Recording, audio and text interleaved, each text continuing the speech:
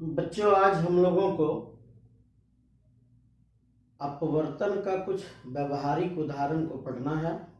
Practical example of refraction.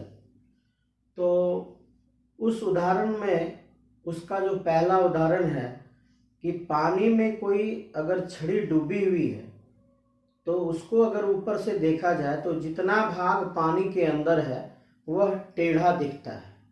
उसका क्या कारण है? तो उसके लिए आपको हम एक उदाहरण दे रहे हैं। ये हमारा पेंसिल है या छड़ी है, ये पानी में डूबा हुआ है। पानी से जो छड़ी के नोक से जो किरण निकल रही है ये सघन माध्यम से विरल माध्यम की ओर जा रही है, डेंसर मीडियम से रेरर मीडियम की ओर जा रही है। तो ये किरण जब इस सतह पे पड़ती है, विरल माध्यम में जाते ही यह अविलंब से दूर हट जाती है। जो दूर हटी किरण है, जो अपवर्तित किरण है, वो हमारे आंखों पर पड़ती है। हम अपनी आंखों से उस किरण को बिल्कुल सीध में देखते हैं। जब इस किरण को हम लोग बिल्कुल सीध में देखते हैं तो क्या पाते हैं? इस किरण को जब सीध में देखते हैं तो हम क्या पाते हैं कि हमारा जो दोनों सा किरण है, ये वाला दोनों किरण है, इसी बिंदु पर आकर मिल जाती है। तो ये जो पोर्शन है, ये लंबा वाला पोर्शन, ये थोड़ा छोटा दिखाई पड़ता है और थोड़ा टेढ़ा दिखाई पड़ता है। यही कारण है कि छड़ी जो पानी में डूबी हुई रहती है वो थोड़ा सा उठा हुआ प्रतीत होता है या टेढ़ा प्रतीत होता है। तो इसको पढ़ ले थोड़ा। जब किसी छड़ी का कुछ भाग जल में डुबाया जाता है तो अपवर्तन के कारण डूबे हुए भाग का, जो भाग डूबा हुआ है पानी में, सिर्फ उतना का, डूबे हुए भाग का प्रत्येक बिंदु अपने वास्तविक स्थिति से ऊपर उठा हुआ दिखाई देता है। अब क्यों दिखाई देता है? तो डूबे हुए भाग से आने वाली प्रकाश की किरण सघन माध्यम से विरल माध्यम में प्रवेश करता है। देखिए इधर से जो किरण जा रही है, जिसको आप आपतित किरण कहते हैं, ये आपतित किरण सघन माध्यम से विरल माध्यम की ओर जा रही है, जिस कारण वह अविलंब से दूर हटता है और हमारे आंखों को दिखाई देता है। ये क्या होता है? ये अविलंब से दूर हट जाता है। यही दूर हटने वाली किरण हमारी आंखों को दिखाई देता है। आंख की सीध में देखते हैं जो हमें वास्तविक स्थिति से कुछ ऊपर दिखाई पड़ता है। जब इसको हम बिल्कुल सीध में देखते हैं तो ये पोर्शन हमें कहाँ दिखाई पड़ता है? यहाँ पर दिखाई पड़ता है और ऐसा प्रतीत होता है कि छड़ी टेढ़ा है। यह पहला उदाहरण है। दूसरे उदाहरण को देखिए। सूर्य तथा तारे अपने वास्तविक स्थिति से कुछ ऊपर उठे हुए दिखाई देते हैं। तो इसका कारण है कि जो पृथ्वी के समीप का वायुमंडल है, वहां का वायुमंडल डेंस होता है, सघन होता है, और ज्यों ज्यों ऊपर जाते हैं सघनता घटती चली जाती है।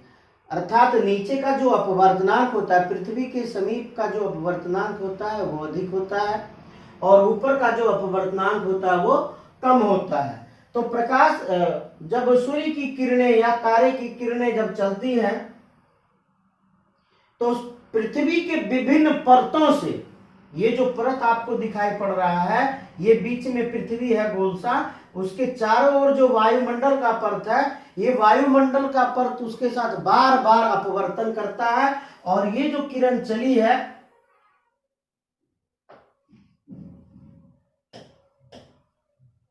ये जो किरण चली है, ये यहां पर आते आते बिल्कुल बेंट हो जाता है। और जब भी इसको हम बैक करते हैं, जब देखते हैं, तो ये लगता है क्या, ये कहां से किरण आ रही है? ये यहां से किरण आ रही है। और सूर्य क्या लगता है? सूर्य हमें ऊपर दिखाई पड़ता है। यह घटना क्षितिज के समीप होता है। क्षितिज क्या होता है? जहां पर आकाश और पाताल दोनों मिलता हुआ प्रतीत होता है, उसको हम क्षितिज कहते हैं। तो तारे हमसे बहुत दूर स्थित हैं, अतः उसका प्रतिबिंब जो हमारे रेटिना पर बनता है वो बिल्कुल बिंदुवत बनता है। और उन तारे से चलने वाली किरणें वायुमंडल के विभिन्न परतों से गुजरता है, जिसका घनत्व प्रति क्षण ताप परिवर्तन के कारण बदलते रहता है। पृथ्वी का जो ताप है वो बार बार बदलता है। इसलिए बदलता है गर्माहट के कारण। पृथ्वी गर्म होती है तो उसके संपर्क में जितने भी वायुमंडल के परत आते हैं, वो परत गर्म हो जाते हैं, ताप में परिवर्तन होता है, पर जो अपवर्तनांक में बदलाव ला देता है। अतः नेत्र पर बनने वाले बिंदुवत प्रतिबिंब का दिशा भी प्रतिक्षण बदलता है। इसी कारण आकाश में तारे टिमटिमाते नजर आते हैं।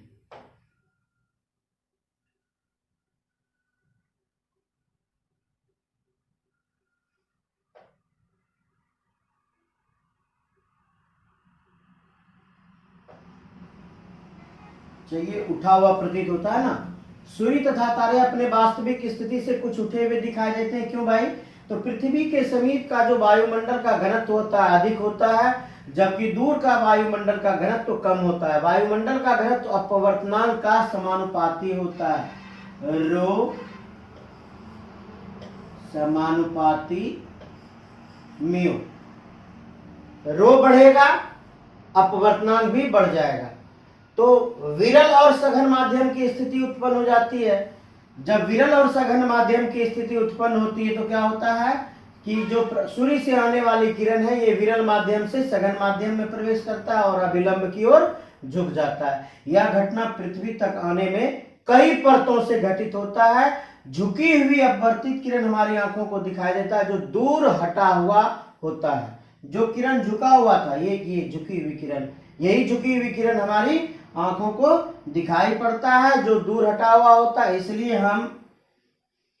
हमें यह प्रतीत होता है कि आकाश की जो वस्तुएं हैं बहुत दूर हैं और अपने स्थान से अधिक ऊपर उठे हुए दिखाई देते हैं। ये आपका व्यवहारिक उदाहरण है अपवर्तन का।